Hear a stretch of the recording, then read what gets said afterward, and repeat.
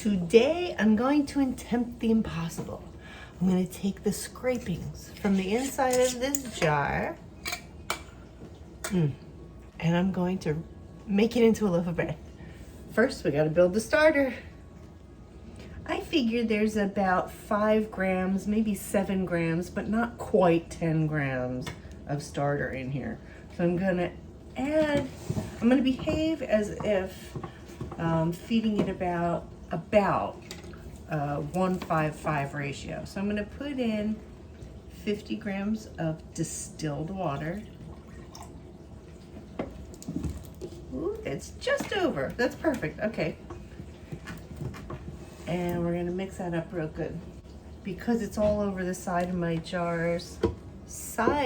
my jar, I'm going to use this big long squeegee and just get it down off the sides. Mix it all in real good until it looks like I've got just milky water in there. Everything's nice and loose because I kept the jar tightly capped so that none of this is dry on here. It's really easy to reconstitute. That looks pretty good. It's all in there, nice and milky. Even the squeegee looks pretty clean, just a little bit on the edge there. Make it in. Make it all in there. Okay, now we're going to put it back on the scale and we're going to add in our bread flour. And I'm going to try to get about the same amount. Let's see, I'm going to do just a little bit at a time so we don't go over.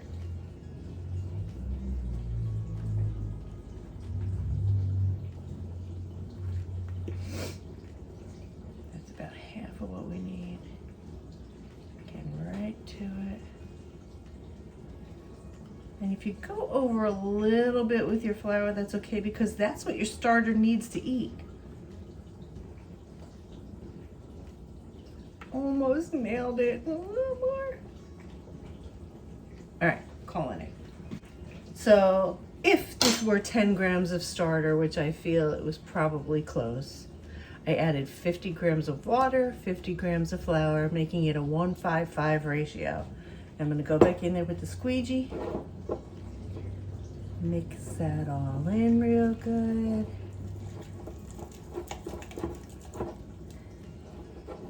And what I have now is just a stiff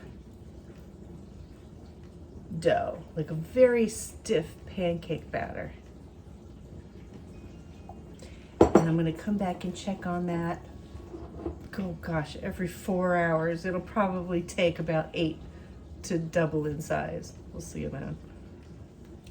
Now I've heard other sourdough bakers say that you can come back after about 30 minutes and give it another mix, but I've tried that. I've done it both ways and it works either way. But I think the most important thing for you to know is that this is your starter.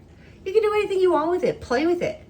If you're worried about ruining it, then just play with your discard because discard is just a second starter. Think about it that way. Do whatever you want. Make it fun. If it's not fun, don't do it. That is my credo. In the meantime, we're going to let this go and we'll check back in a little while. There you go.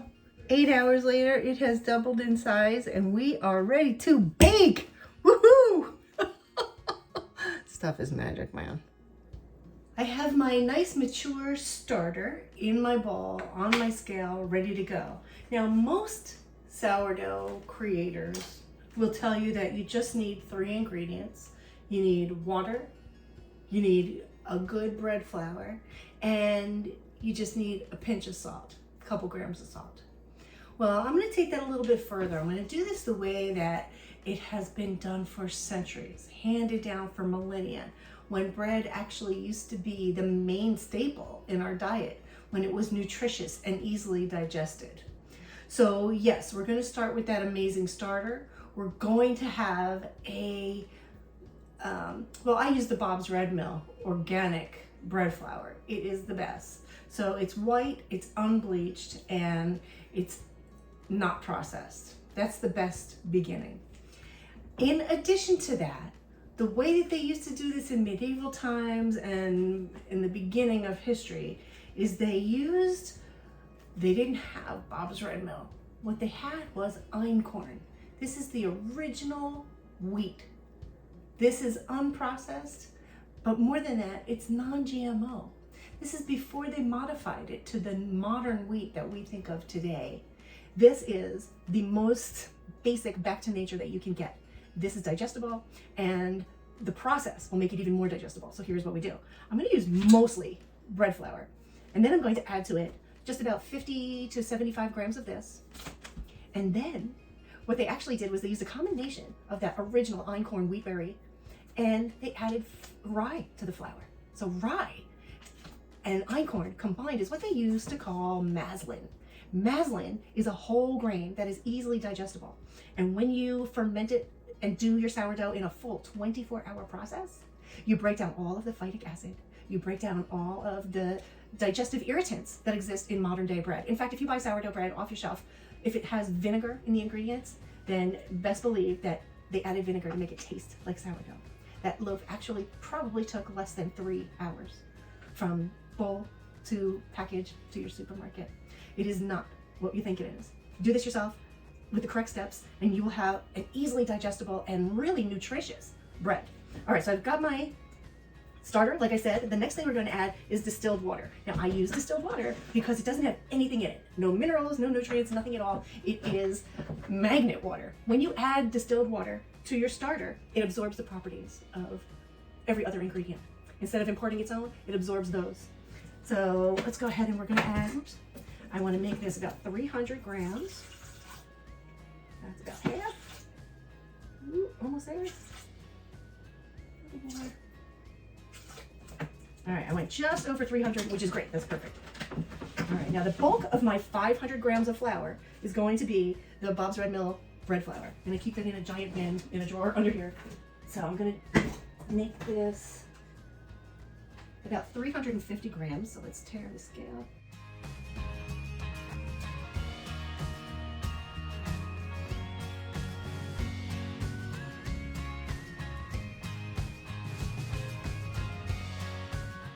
$350.5, I'll take it. All right, so now we're going to add 100 grams of my rye flour. Let's just use a spoon.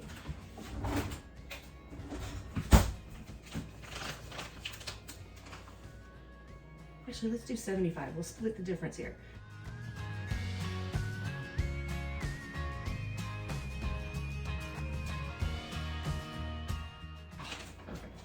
You'd think I was good at this. I do this a lot.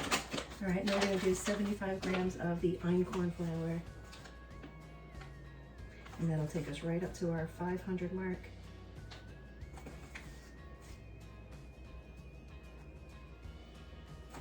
And I know you're looking at that other bag I have there on my countertop, and I'm going to explain that to you in just a minute. All right. Oh my gosh, 500 on the nose. I'm good at this. All right. The next thing that we're going to add, potassium bicarbonate. Because back in medieval times, one of the key ingredients in their bread was actually literally ashes from the fire. They would take it and strain it so that it was as fine as could be, and they would add a pinch or so to their bread. The properties helped it to rise, it helped it to ferment, and it's so mineral rich. So what we're going to do here is really, I'm just going to add a pinch. So we're talking like 1/4 teaspoon, just like that, teensy little bit. And that's it. Those are all of your ingredients for now. We're going to add the salt after we get it good and mixed.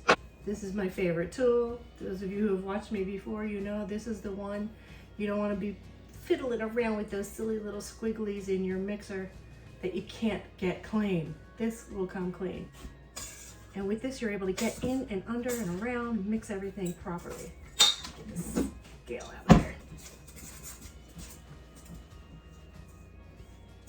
When everything's combined and shaggy, we're gonna put the KitchenAid bowl on the KitchenAid, and we're gonna let the KitchenAid do all the work. So for 10 solid minutes, we're going to allow this to stir. And I'm only gonna put it on a number 2. Using the dough hook.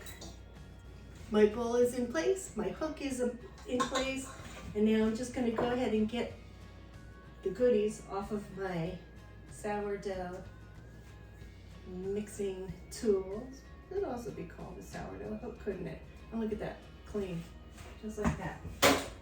We're gonna raise the bowl, and we're gonna put it on stir at first so that we don't send flour all over the kitchen. And then, when it's good and combined, we're gonna put it on number 2 for 8 minutes. All right, our 8-minute timer just went off. So we're going to take our Celtic sea salt, and this comes in a bag, a Ziploc bag. It is a very moist salt, and they recommend that you keep it in a ceramic dish that it doesn't necessarily have an airtight lid, but something like that. So I'm going to take about 12 grams, which is a couple of teaspoons, so just plop it in there. In the beginning, you're going to want to measure it, and then you're going to get pretty good at just eyeballing it, and so there's that. Now for the last 2 minutes, we're going to mix in that salt, and we'll see you right back in 2 minutes. All right, those 2 minutes have passed, and we just turned off the mixer, lowered the bowl, and we're going to get rid of this hook. After we take out the hook, whoop, there we go. We're going to put that in a nice straight-sided, clear cylinder so that you can watch the bulk fermentation. Yes, we're going straight from mixing to bulk fermentation, and here's why.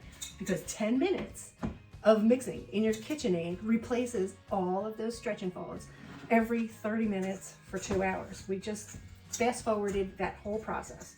We're gonna just put this in here. Ooh, it's heavy. Come on now, baby. There we go. All right, the dough's in our container, and it's a tight ball, which is good. That's why we use the mixer. We want it to be nice and tight. We want to have activated all of the gluten so that it can do its job. We want it to rise and yet remain nice and elastic. So when we look at it, of course, it's not filling the entire bottom of the bowl, but we have a rough idea that we're going to be starting right around 1 liter mark. We're going to put the lid on there, and now we wait. See in about 8 hours. Okay, now here is the fun part. We're going to turn our dough out onto a nice floured surface, but wait till you see this. Oh my goodness. Here's how it's doubled. Remember I said it was right about 1 liter, and we are at 2, and it still has a dome to it. It's not flat across the top, and it's not sunken in. It's just right. Let's take this off of there, and we're gonna turn it out. Okay, that took some getting out of the container, but here she is.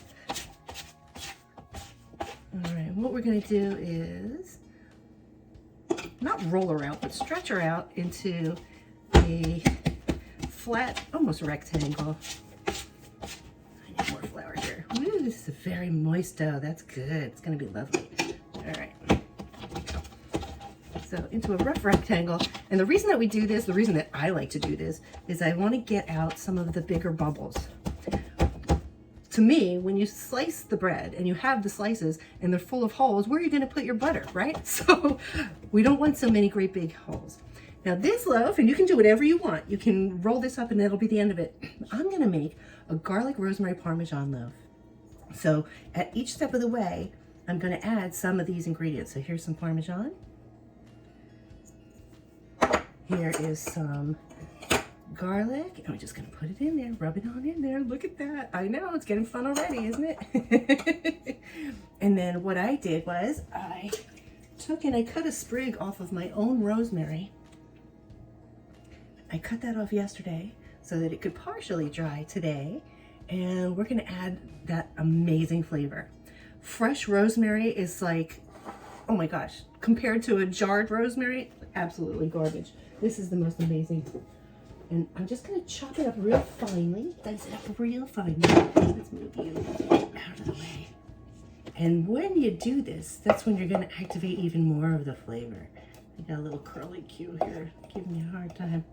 And the stem, of course, is full of flavor too, so don't get rid of the stem. Just chop it up real fine. No one will ever know. So now I'm just going to take and sprinkle some of this, because like I said, we're going to add it all along the way. put some of that right in there.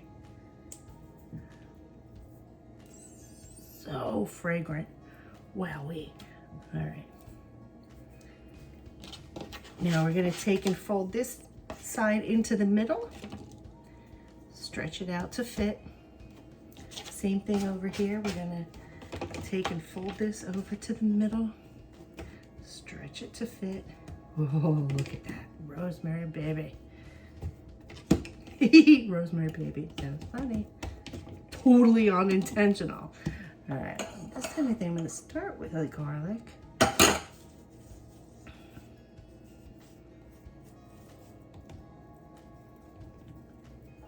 Then I'll add some of the Parmesan.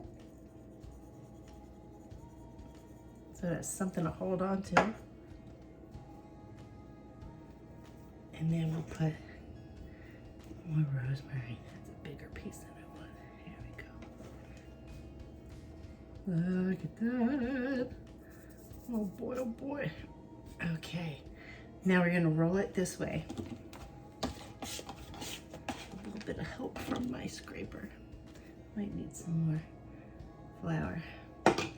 Here I'm going to use the scraper just to tuck the flour underneath there and keep it rolling.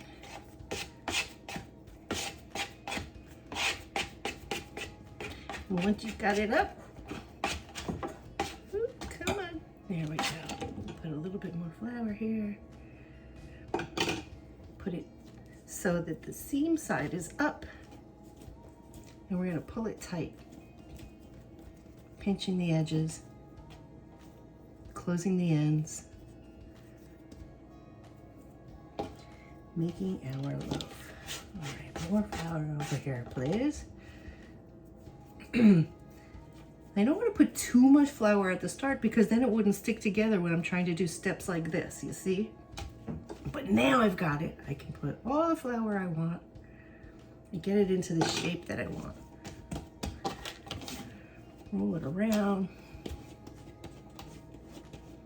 so it's even.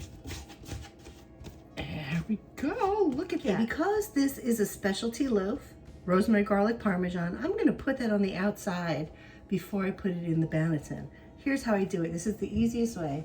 I just moisten my hand so that I get the surface of the dough moist. And now all the things that I put on there are going to stick.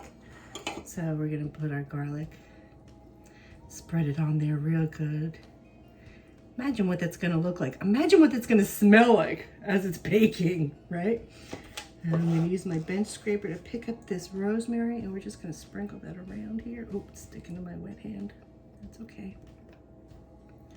So there we go. We got some rosemary and garlic right there. A lot of this stuff is going to fall off when you cut into it, but it makes a pretty loaf. And then we're going to take our Parmesan. Just a light sprinkle. Come on, baby.